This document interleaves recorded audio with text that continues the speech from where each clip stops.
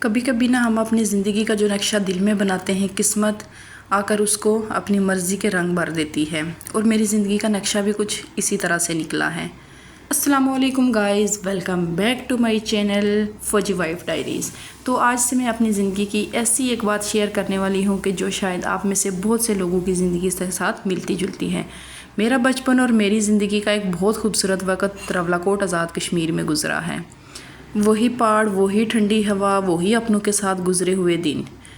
سچ کہوں تو اس وقت زندگی اتنی اچھی لگتی تھی کہ دل کرتا تھا کہ بس یہی زندگی ہمیشہ چلتی رہے، لیکن میں نے کبھی سوچا بھی نہیں تھا کہ ایک دن مجھے اپنی فیملی سے دور جا کر ایک بالکل نئی زندگی شروع کرنی پڑے گی۔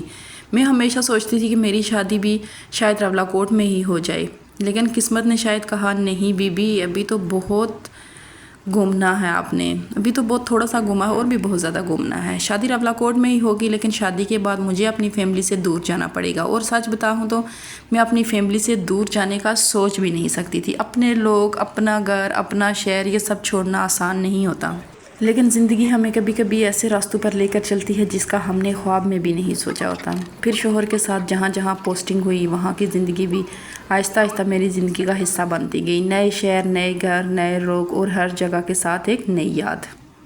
اور آج بھی جب میں صبح اٹھ کر گھر کے کام کرتی ہوں، بچوں کو دیکھتی ہوں، اپنی روزمرہ کی مصروفیات میں لگی ہوتی ہوں، اور پورا کام کرنے کے بعد کبھی پیچھے مڑ کے دیکھتی ہوں تو یار میں فوراً راولاکوٹ سے نکلی تھی اور زندگی نے مجھے کہاں پہنچا دیا۔ واقعی کتنی تیزی سے بدل جاتا ہے سارا کچھ۔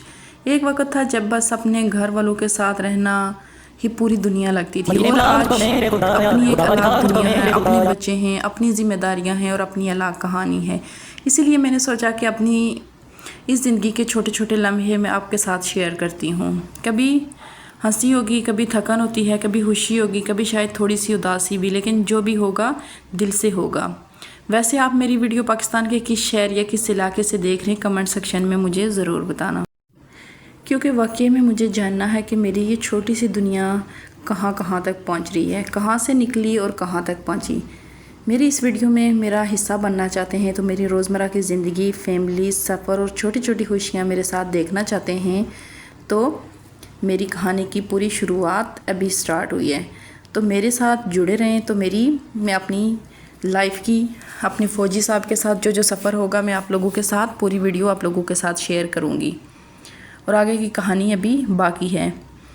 تو یہ ہم لوگ ٹریول کر کے آ رہے تھے آزاد کشمیر سے حیدرآباد کی طرف، کیونکہ آپ کو ابھی میں نے بتایا کہ فوجی صاحب جہاں بھی ہوں گے ہمیں فوجی صاحب کے ساتھ ہر حال میں جانا پڑتا ہے، کیونکہ فوجی صاحب کے بغیر تو نہ میرا گزارا ہے اور نہ میرے بچوں کا گزارا ہے۔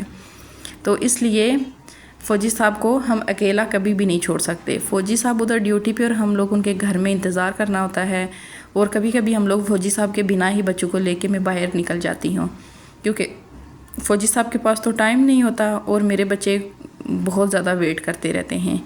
تو ملتے ہیں ایک نیکسٹ ویڈیو میں، تب تک میرے چینل کو کریں سبسکرائب۔ اللہ حافظ۔